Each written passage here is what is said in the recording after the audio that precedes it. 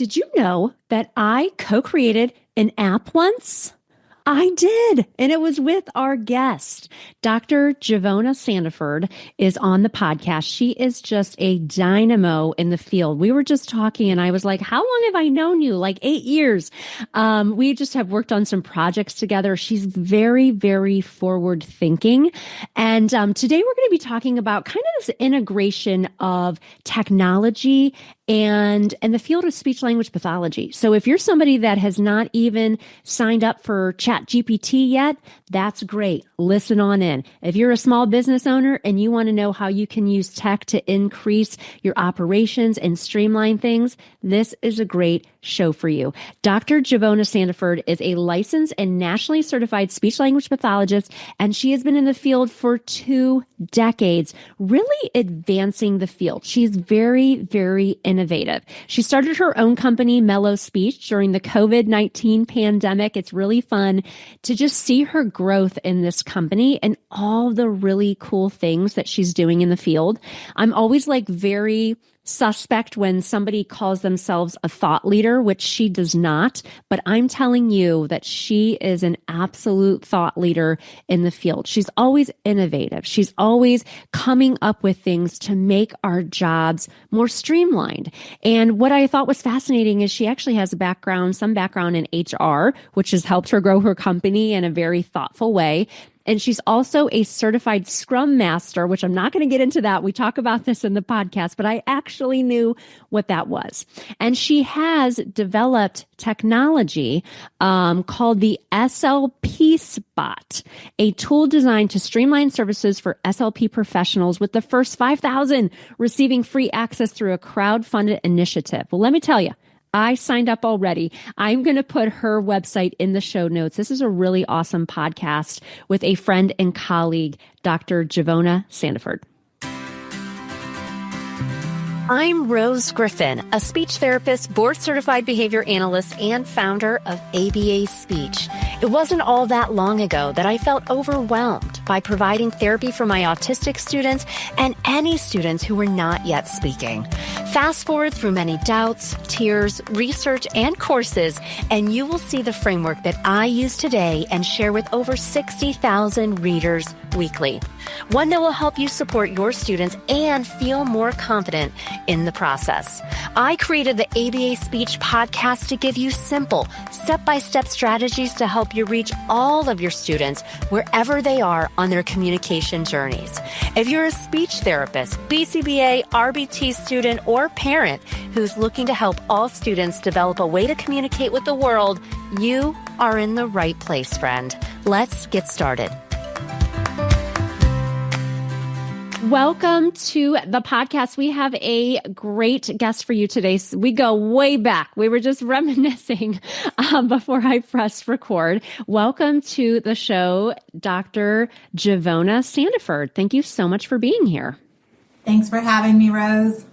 And I don't even know how we connected. Maybe once I got into the online space, I feel like at one point we had an app that we did together that was like fill in the blanks, and BCBA sometimes called those interverbals. And then we, I don't remember, you made like a video. It was like about a clinical case that I had, and I did a voiceover, and your company did the whole, production of the animation. I used to show that all the time in like my continue ed videos that I used to have. And, before we're an ASHA provider now. That's been year 6. But, before all that, I was definitely showing that video. So we go way back is what I'm saying. We go way back. Although we've never been in real life, but Zoom for me is kind of like, this is real life until we were at the same conference.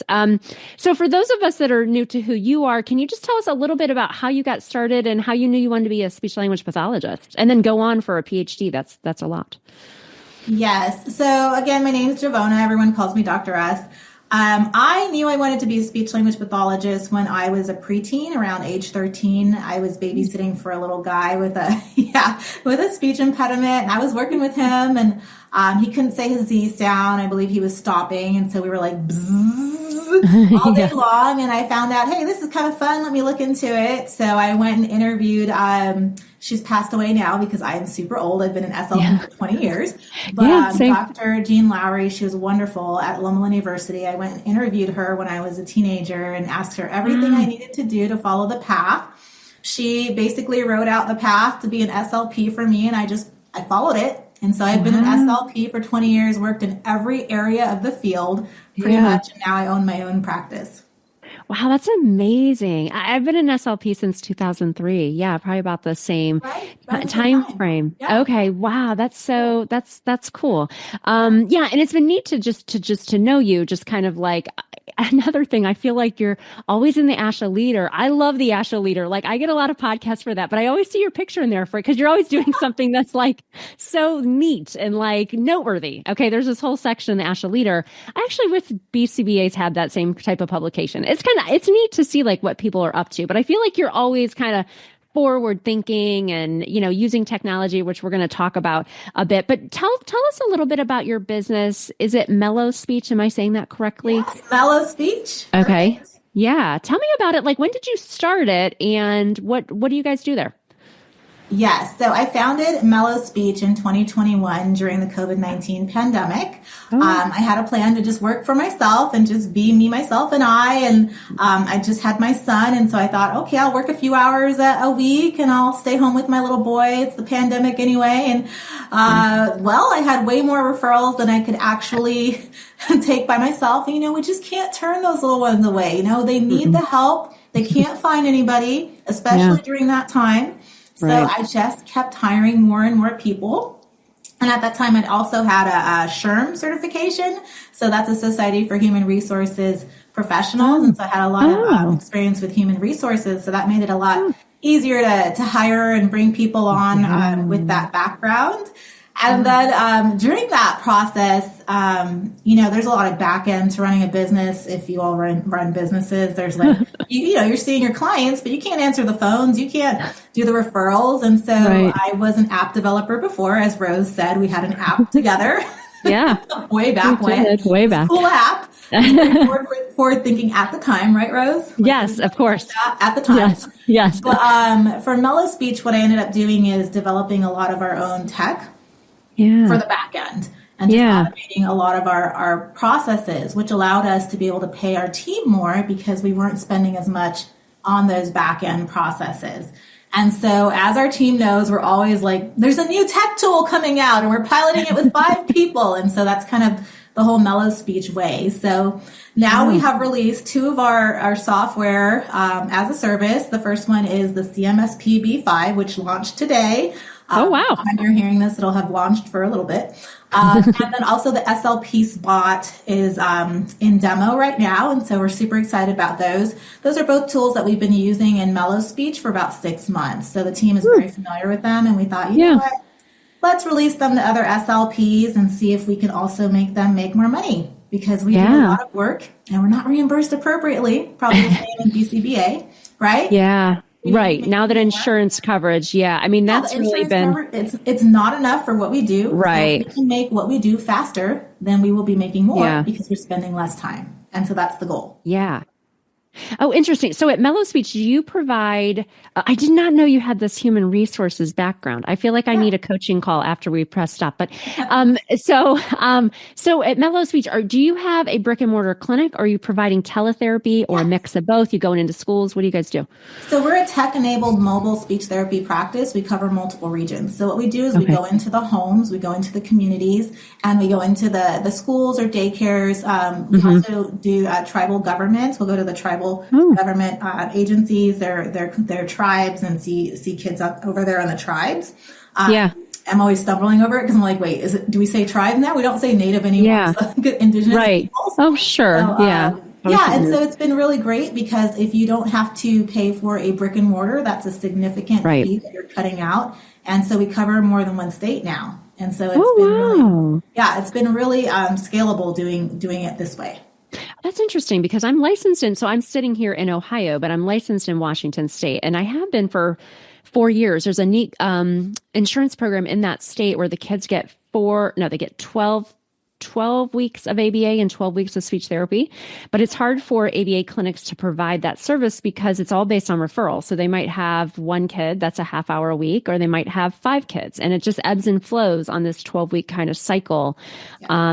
And funny enough, somebody sent me an Instagram DM to see if I was licensed in Washington State and could I provide supervision for an SLPA. This is like almost 5 years ago now.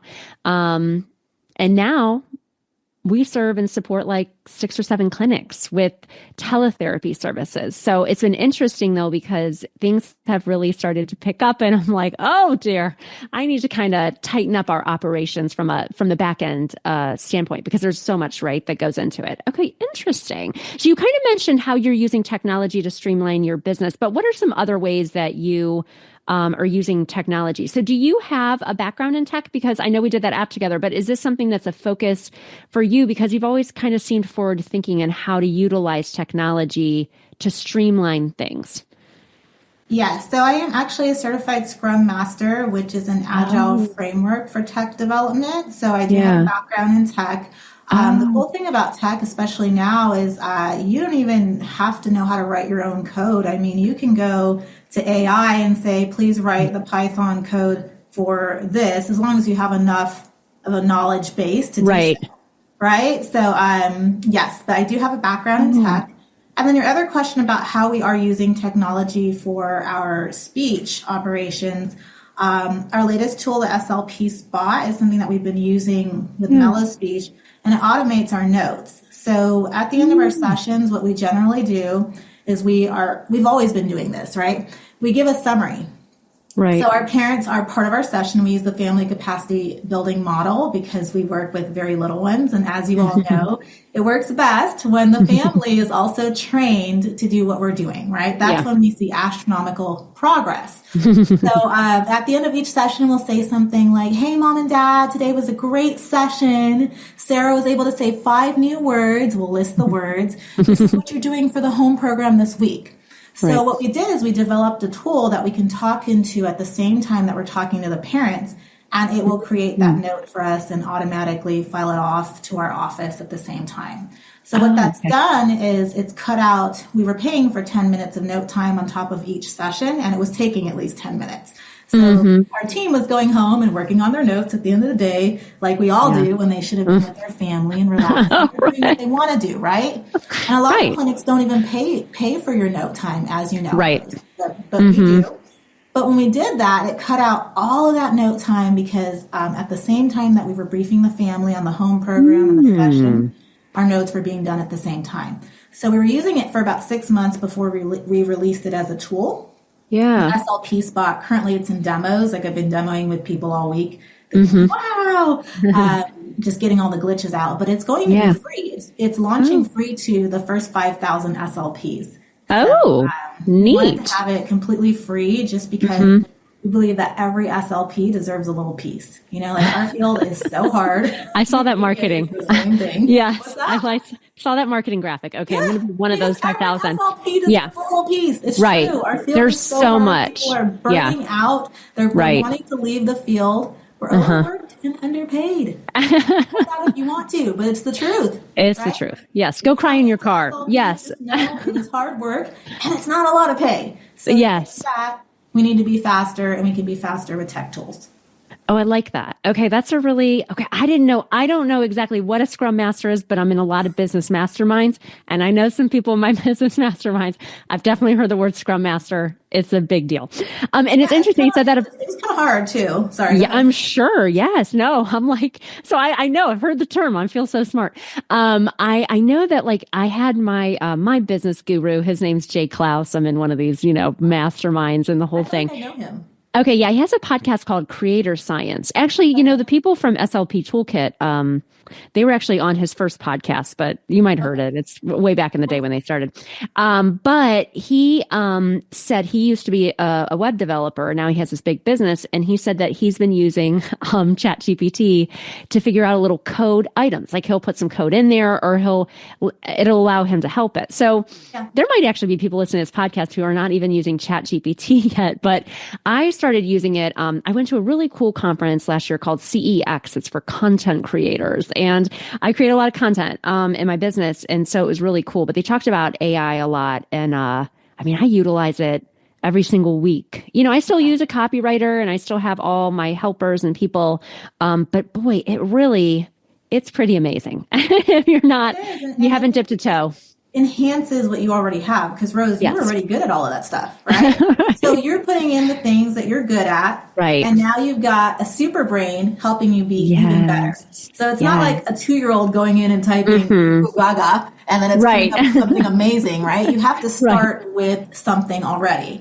And I think that's where a lot of SLPs or people who are not familiar with tech get kind of like, oh, but I don't want it to do the work for me. That's not how it works. You have to start with something, and then you have to be able to edit it, So it's so we'll see what happens.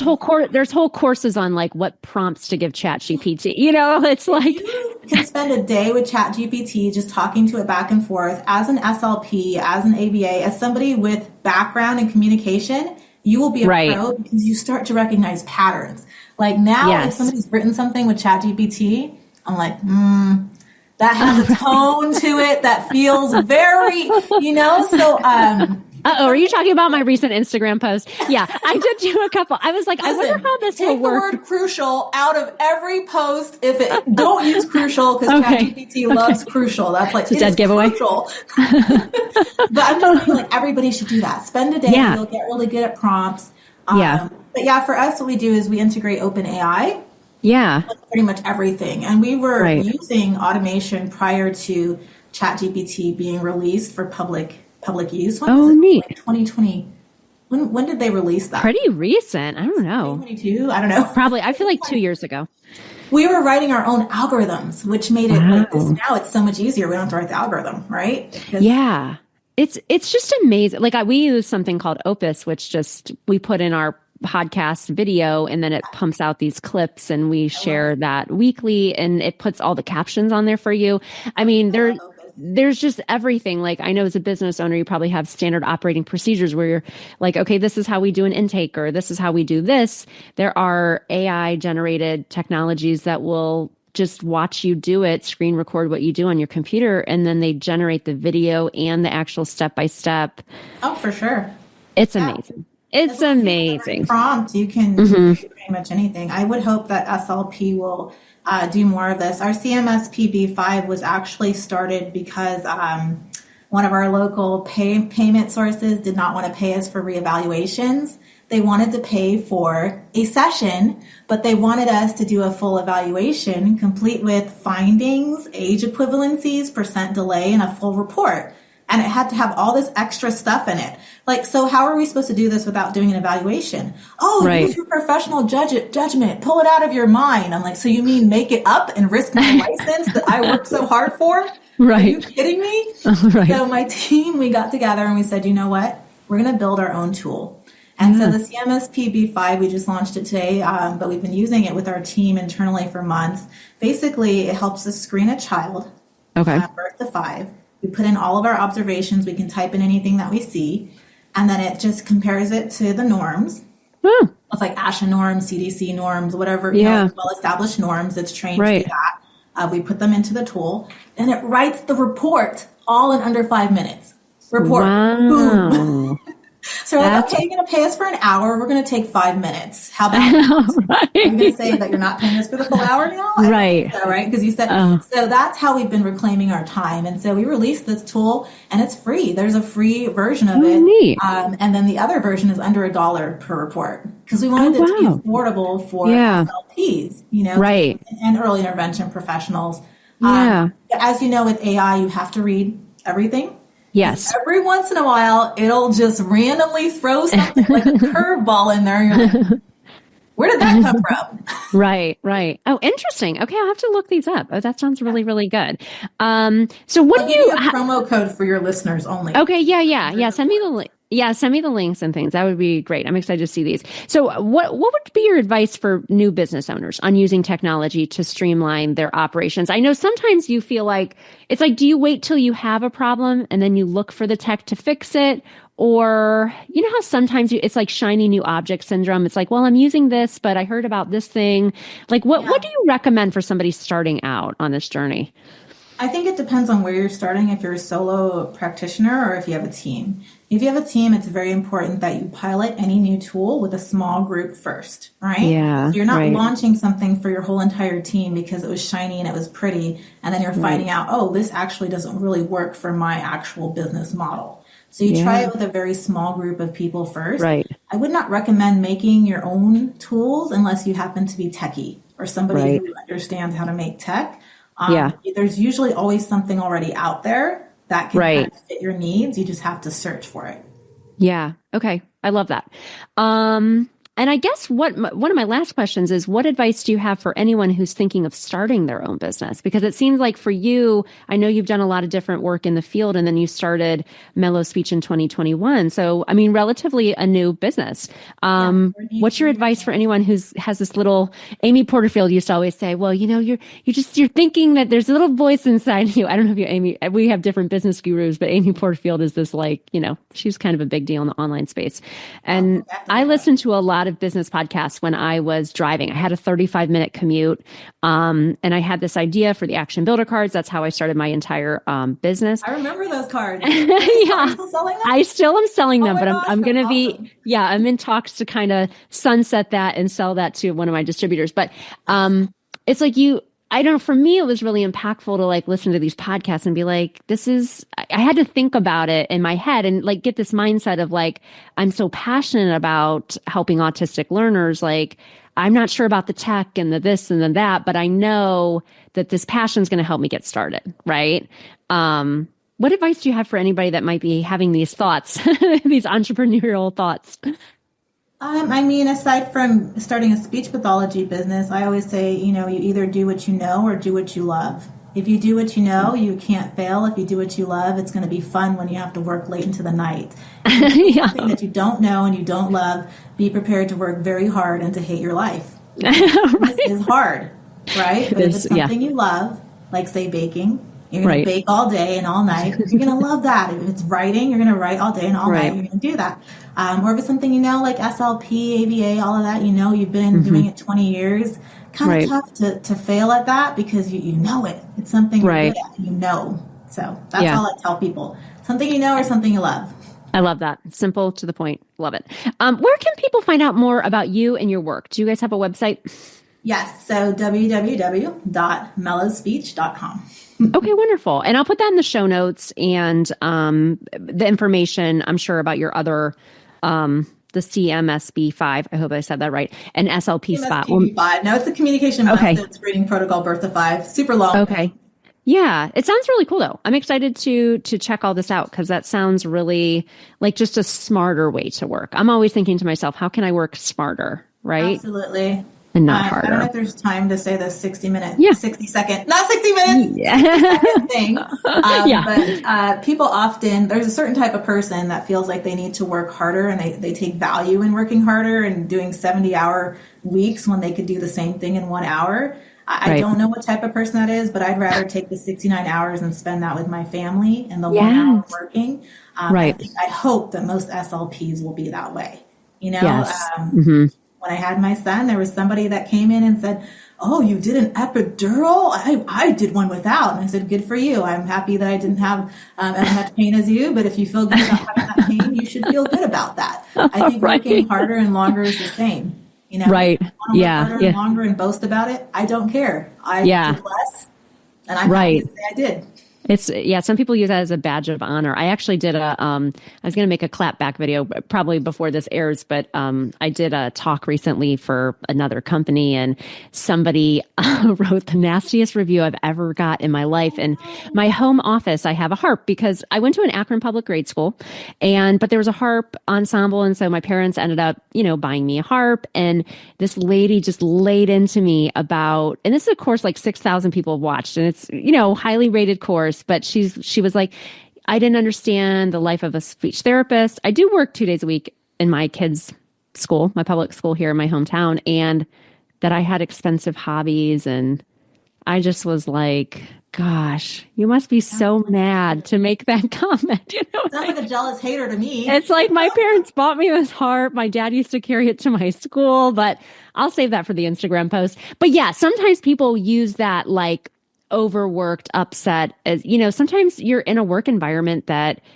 for financial reasons you can't get out of, and that's hard. So I think these resources that you're creating, using with your own team, I like that idea of like you're piloting it before you're like, this is the new thing, guys. We're just going all in.